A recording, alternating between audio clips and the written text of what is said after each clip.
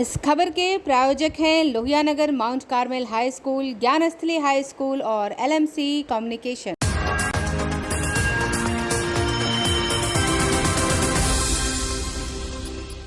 नमस्कार, मैं हूं अमित और आप देख रहे हैं आंखें न्यूज 24। आइए नजर डालते हैं आज के महत्वपूर्ण खबरों पर। प्रधानमंत्री नरेंद्र मोदी ने कहा, कश्मीर अगले 25 सालों में सफलता का लिखेगा अध्याय।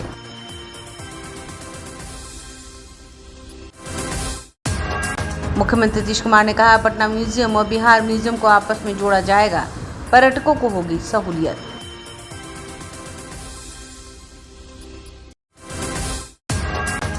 अपनी विभिन्न मांगों के समर्थन में सीटेट और बीटेट सफल अभ्यर्थियों का पटना में प्रदर्शन।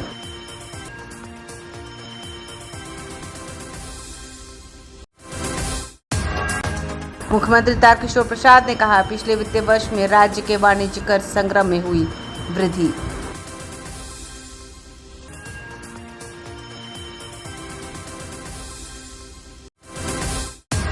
और शिक्षा मंत्री ने कहा, इतिहास के बारे में नई पीढ़ी को जानना जरूरी, बिहार बोर्ड के पाठ्यक्रम में नहीं होगा बदलाव।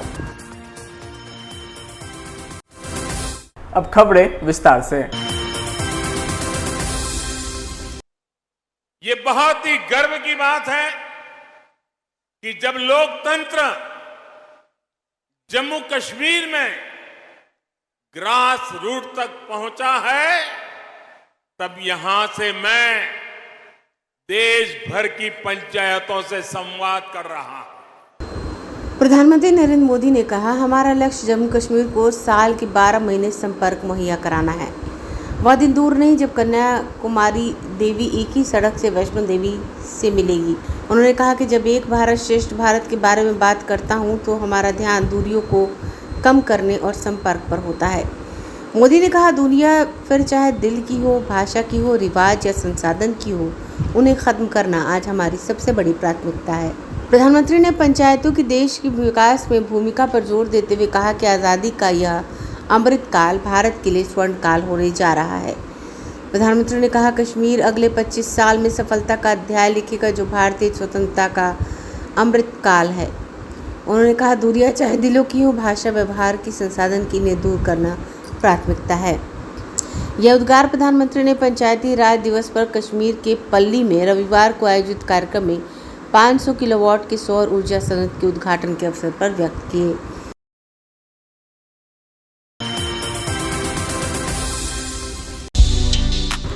मुख्यमंत्री नीतीश कुमार की अध्यक्षता में एक अणे मार्ग स्थित संकल्प में बिहार संग्रहालय समिति की नवगठित शासी निकाय की प्रथम बैठक संपन्न हुई।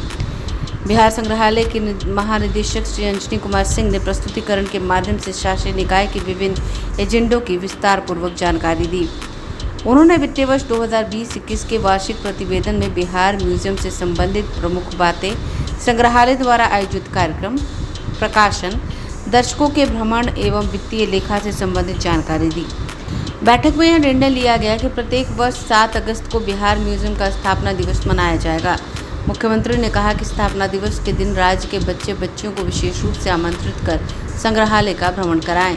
बैठक में महिला दिवस के अवसर पर बच्चों को, बाल दिवस के अवसर पर बच्चों को और बिहार दिवस के अवसर पर वरिष्ठ नागरिकों को बिहार म्यूजियम में निःशुल्क भ्रमण करने के प्रस्ताव पर सहमति दी गई। मुख्यमंत्री ने इसके अतिरिक्त गांधी जयंती के अवसर पर भी बिहार म्यूजियम में निःशुल्क भ्रमण की व्यवस्था का निर्देश दिया। बैठक में मुख्यमंत्री ने कहा कि बिहार म्यूजियम एक अंतर्राष्ट्रीय स्तर का संग्रहालय है जहां प्रतिदिन अनेक लोग आते हैं। इस संग्रहालय का प्रबंधन और कार्यकलाप का संचालन बेहतर ढंग से करते रहें। बिहार म्यूजियम की डिज़ाइन अंतर्राष्ट्रीय टीम के द्वारा की गई है, यह अद्भुत और विशिष्ट है। इस संग्रहालय का मेंटेनेंस अति महत्वपूर्ण है, इस पर विशेष ध्यान देने की जरूरत है। बिहार म्यूजियम में लगाए गए ऐतिहासिक तथ्यों को बड़े शब्दों में और सहज ढंग से हिंदी और अंग्रेजी में प्रदर्शित किया जाए ताकि लोगों को उस प्रदर्शन के संबंध में विस्तृत जानकारी मिल सके। मुख्यमंत्री ने कहा कि पटना म्यूजियम का भी विस्तार किया जा रहा है। पटना म्यूजियम और बिहार म्यूजियम को आपस में कनेक्ट किया जा रहा है ताकि बाहर से आने वाले लोग दोनों संग्रहालयों का एक साथ अवलोकन कर सके। पटना म्यूजियम का मेंटेनेंस भी बिहार म्यूजियम की तरह किया जाए। बैठक में कला संस्कृति और युवा विभाग के मंत्री आलोक रंजन, बिहार संग्रहालय के महानिदेशक अंजनी कुमार सिंह सहित कई अधिकारी और पदाधिकारी मौजूद थे। ब्यूरो रिपोर्ट, आंखें न्यूज 24।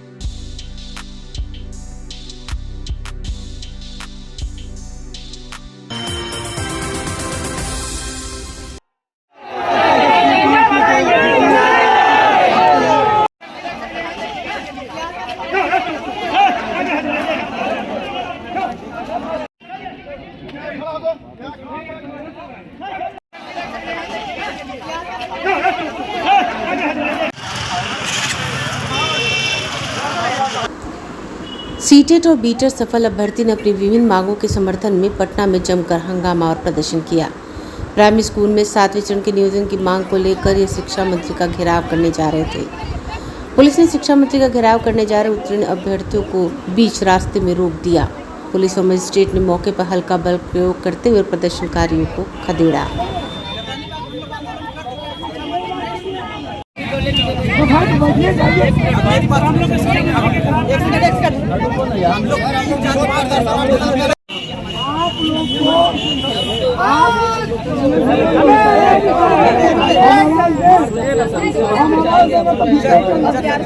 और विभाग का हाथ ऐठे और अपॉइंटमेंट लेटर ले लें, यही चाहते हैं। तो सर आगे का प्रोसेस क्या करेंगे आप? कुछ नहीं, इनको हटा देंगे, केस करेंगे, अरेस्ट करेंगे, कानूनी कार्रवाई करेंगे। कानून अपना काम करेगा, कानून स्वतः एक्टिव हो जाएगा। सर ये बच्चे लोग कह रहे हैं कि तानाशाही चल रहा है। ये बच्चे के मन में जो आए बोले, पहले अपने को तो ठीक करे कि यहाँ पर किस हैसियत से आए हैं, इनको अनुमति है, ये माननीय उच्च न्यायालय से ये सब प्रतिबंधित क्षेत्र है, ये प्रोहिबिटेड एरिया है, ये अपने को पहले करेक्ट करे तब दूसरे पर उंगली उठाए। चलो जाओ जाओ। समाचारों में अब वक्त हो चुका है एक छोटे से अंतराल का। I am Shalini Singh, principal of Luvianagar Mount Carmel School. Here in our school, we give best education and good environment to our students, where they can learn well. We provide here well-equipped lab, well-equipped, well-stocked library. We have here well-trained teacher also. We have a sports playground for cricket, volleyball, football, and also provision for indoor activities. So we have here security system, information and communication technology.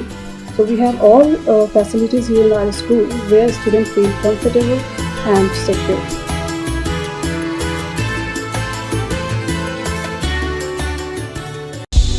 क्या आप पत्रकारिता के क्षेत्र में अपना career बनाना चाहते हैं? तो आज ही royal Ashoka institute of mass communication and journalism में अपनी जगह सुनिश्चित करें। आर्यभट्ट ज्ञान विश्वविद्यालय पटना से मान्यता प्राप्त 100% प्लेसमेंट के साथ royal Ashoka institute of mass communication and journalism नामांकन जारी है। हमारा पता है DS/16 गायत्री मंदिर के समीप, कंकड़ बाग, पटना 8,20,000। आप हमें संपर्क भी कर सकते हैं। हमारा मोबाइल नंबर है 9955456126। ब्रेक के बाद आपका फिर से स्वागत है। लंबे अंतराल के बाद उप मुख्यमंत्री का जनता दरबार एक बार फिर से शुरू हो गया है। 5 देश रथ मार्ग में उप मुख्यमंत्री ने लोगों की समस्याएं सुनने के लिए जनता दरबार लगाया, जिसमें बिहार के विभिन्न जिलों से आए लोगों ने अपनी समस्या लेकर पहुंचे। डिप्टी सीएम जनता दरबार में आए फरियादियों की समस्या सुनी। इस दौरान पत्रकारों से बातचीत करते हुए उप मुख्यमंत्री ने कहा कि लोगों की समस्या सुनने के लिए ही सरकार होती है, लोगों की समस्या का निदान भी हम लोग करते हैं। साथ ही उन्होंने कहा कि इस जनता दरबार में बिहार के विभिन्न जिलों से आए लोगों से ज़मीनी स्तर पर क्या कुछ होता है, इसकी भी जानकारी हमें मिलती है और हमारी सरकार न्याय के साथ हमेशा विकास का रास्ता चुनी है, लोगों को न्याय भी मिलता है। हम लोग भारतीय जनता पार्टी के प्रदेश कार्यालय में भी सहयोग के माध्यम से हमारे माननीय मंत्री अलग अलग दिनों में उनकी समस्याओं को सुनकर समाधान करते हैं और मैंने पुनः मंगलवार को इस सिलसिला को प्रारंभ किया है, जिससे कि हमारे बिहार के लोग हैं उनकी कई कठिनाइयाँ होती है प्रशासनिक स्तर पर और कई स्तर पर जहाँ उनको लगता है कि सरकार का सहयोग चाहिए, तो उन्हें सुनकर निदान करने का प्रयास करते हैं, जिससे कि हमारी सरकार की जो प्रतिबद्धता है न्याय के साथ विकास, उसमें किसी प्रकार की कठिनाई नहीं हो। उप मुख्यमंत्री ने जनता के दरबार के बाद मीडिया को संबोधित करते हुए कहा कि पिछले वित्तीय वर्ष में राज्य के वाणिज्य कर संग्रह में वृद्धि हुई है। उन्होंने कहा कि राज्य के राजस्व में 80% योगदान वाणिज्य कर संग्रह से आता है। ऐसे में विभाग के पदाधिकारियों को निर्देश दिया है कि वे सतर्क और सचेत होकर कर संग्रह करें ताकि राज्य को इससे लाभ हो। आप लोगों से मिलने से कई सारी चीज़ें जो जमीनी स्तर की है जानकारी भी होती है और लोगों के साथ सीधे संवाद से राज्य के बारे में कई चीज़ों को जानने का भी अवसर मिलता है और अधिकारियों का क्या रवैया है आम लोगों के प्रति वो भी उससे प्रतिबिंबित होता है। जैसे हमारी सरकार ने प्रत्येक शुक्रवार को अलग अलग स्तरों पर जिला में, प्रखंड में आम लोगों से मिलने का अधिकारियों को निर्देश दिया है, उसका भी काफ़ी लाभ मिल रहा है। प्रत्येक शनिवार को जो जमीन या इस तरह से जो जुड़े हुए मामले हैं, द्विपक्षीय मामले हैं, उसके निदान के लिए भी हम सब अंचल अधिकारी और संबंधित थाना प्रभारी के साथ उन समस्याओं का भी निदान करने का प्रयास किए हैं। उसका भी काफ़ी बिहार के लोगों को लाभ मिला है। तो मोटे तौर पर हम कह सकते हैं कि हमारी सरकार की यह संवेदनशीलता है कि हम जो आम लोगों के लिए हमारी सरकार लंबे अरसे से काम कर रही है, तो वो सारी चीज़ें ठीक से नीचे पहुंच पा रही नहीं, या हमारे अधिकारियों का उनके साथ कैसा व्यवहार है, इन सारी चीज़ों के बारे में थोड़ी जो समझने का अवसर मिलता है। हमारी नज़र में ये चीज़ें नहीं होनी चाहिए, हमने तो साफ कहा है। सीबीएसई पाठ्यक्रम में बदलाव पर बिहार सरकार के शिक्षा मंत्री विजय कुमार चौधरी ने आपत्ति जताई है। शिक्षा मंत्री विजय कुमार चौधरी ने कहा कि मेरी समझ से इतिहास की जो चीजें हैं जिन्हें नई पीढ़ी को जानना चाहिए उसे बदलना उचित नहीं। बिहार बोर्ड में कोई बदलाव नहीं होगा। इतिहास का मुगल शासनकाल अविभाज्य हिस्सा है जो पढ़ाया जा रहा है, इसमें सरकार कोई बदलाव नहीं करेगी। वहीं उन्होंने कहा हम चाहते हैं कि केंद्र सरकार को भी इस बारे में विचार करना चाहिए। हमारा स्टैंड क्लियर है, हमारी तरफ से यह बदलाव नहीं होना चाहिए क्योंकि इतिहास में विभिन्न क्षेत्रों में जो कार्य हुए उसे हम नकार नहीं सकते। सीबीएसई का पाठ्यक्रम है वो स्वतंत्र है पाठ्यक्रम बनाने के लिए, लेकिन हमारे यहाँ यह लागू नहीं होगा। केंद्र सरकार की बात अभी कहाँ है? हम तो चाहते हैं कि केंद्र सरकार इन चीज़ों को देखे। ये तो सीबीएसई ने किया है ना, दोनों में फर्क होता है। गलत किया है ये मानते हैं? गलत, हमने तो कहा कि हमारी नज़र में ये चीज़ें नहीं होनी चाहिए। हमने तो साफ कहा है कि मुगल कालीन समय में इस देश में जो काम हुए, चाहे आर्ट में, कल्चर में, संस्कृति में, तो हम उसको कैसे नकार सकते हैं। उसी तरीके से हमने कहा कि आधुनिक काल में द्वितीय विश्व युद्ध के बाद जो समझिए अंतर्राष्ट्रीय स्तर पर गुट निरपेक्ष आंदोलन चला, समझ लीजिए कि 120 विकासशील देशों का वो संगठन था और ज़्यादातर देश अफ्रीका के और एशिया के थे जो डेवलपिंग कंट्रीज थी, और उसकी एक मजबूत और सशक्त आवाज़ अंतर्राष्ट्रीय कूटनीति में सुनी जाती थी और उसका नेतृत्व करता भारत था। तो इसको हम लोग अलग कैसे कर सकते हैं? आवाज़ पहुंचा दिए हैं, जरूर सुनना चाहिए। हमने पहले ही कहा है कि सीबीएसई अपने पाठ्यक्रम बनाने में स्वतंत्र है, कोई हमारा दखल उसमें नहीं होता है। हमने ये भी कहा है कि इन चीज़ों को हम अपने यहाँ लागू नहीं करेंगे, हमने ये भी कहा है। अब उनका पाठ्यक्रम है वो स्वतंत्र है, लेकिन हम समझ से ये नहीं होने का बिहार में सीबीएसई अपने संगठन के माध्यम से अपने विद्यालयों में लागू करती है। कोई सीबीएसई ने हमको लागू करने के लिए कहा भी नहीं है। आइए एक बार फिर नजर डालते हैं आज की सुर्खियों पर। प्रधानमंत्री नरेंद्र मोदी ने कहा कश्मीर अगले 25 सालों में सफलता का लिखेगा अध्याय।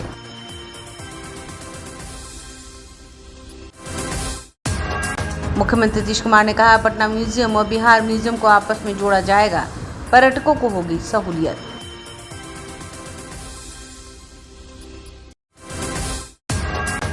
अपनी विभिन्न मांगों के समर्थन में सीटेट और बीटेट सफल अभ्यर्थियों का पटना में प्रदर्शन।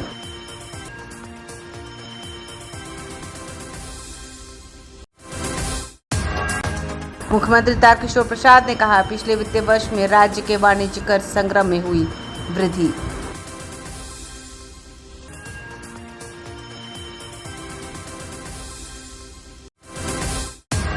और शिक्षा मंत्री ने कहा इतिहास के बारे में नई पीढ़ी को जानना जरूरी, बिहार बोर्ड के पाठ्यक्रम में नहीं होगा बदलाव। आज के लिए बस इतना ही। ताज़ा 3 खबरों के लिए देखते रहें आंखें न्यूज़ 24, नज़र हर खबर पर। अगर आपने अभी तक हमारे चैनल को सब्सक्राइब नहीं किया है तो हमारे चैनल को जल्द से जल्द सब्सक्राइब करें, लाइक करें और बेल आइकन को दबाना ना भूलें। नमस्कार।